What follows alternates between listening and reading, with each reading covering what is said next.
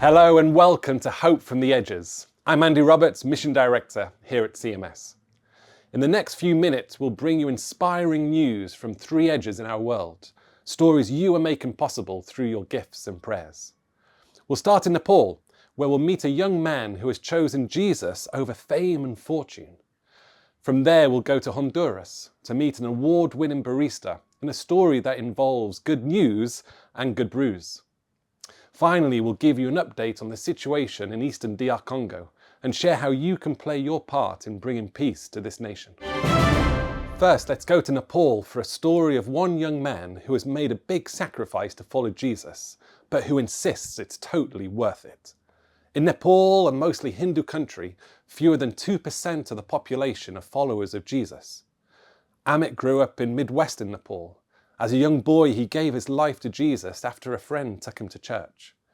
As an adult, he became a professional dancer and choreographer, which he says pulled him away from his faith. But one day when he was in his early 20s, Amit heard the Holy Spirit say, "Amit, I love you more than your mother." Amit was shocked that Jesus would love him that much, and from that day forward, he says he returned to his first love.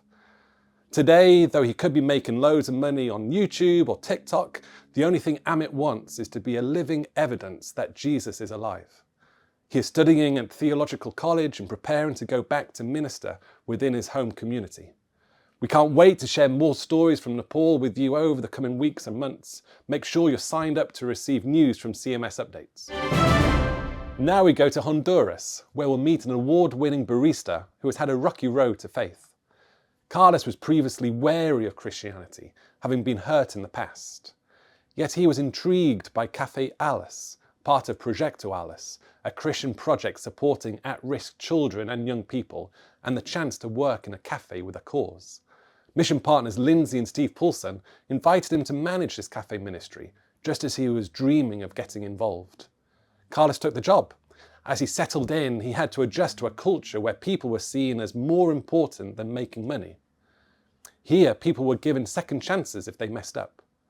When Steve supported Carlos through a difficult time, Carlos decided that these Christians were different. They were not like the Christians who had hurt him in the past. Carlos was becoming more open to faith in Jesus. At the same time, Proyecto Alice was growing, and the team decided to open a second coffee shop a few hours away. Carlos and his family moved to the new location in January 2024 to run the new cafe. At the beginning, Carlos felt it was up to him to make the cafe a success. When things didn't go well, he was tempted to give up. But one day a pastor came into the cafe.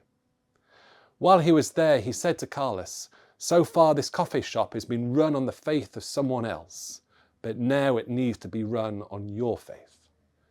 Carlos started seeking God and going to a local church with his family. Soon he gave his life to Jesus.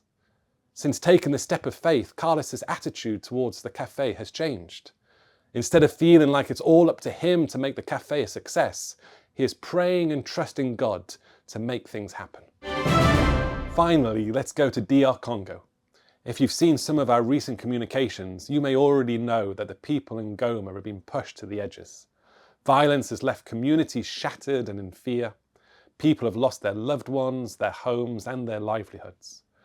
We are so grateful to everyone who has given to our emergency appeal. Thanks to you, our partners on the ground have provided vital relief and support to thousands of people. Let's keep standing with our brothers and sisters in the DR Congo. Join us for a week of prayer for Goma and the DRC from the 5th to the 11th of May. You can find out more at churchmissionsociety.org/pray. Thank you for joining me for these stories and for your prayerful support, which makes mission in these places possible. Please share this video with your church, your small group, or anyone you can think of who could use some fuel for their faith. So until next time, we are so grateful for all your gifts and prayers as together we go with Jesus, with each other, to the edges.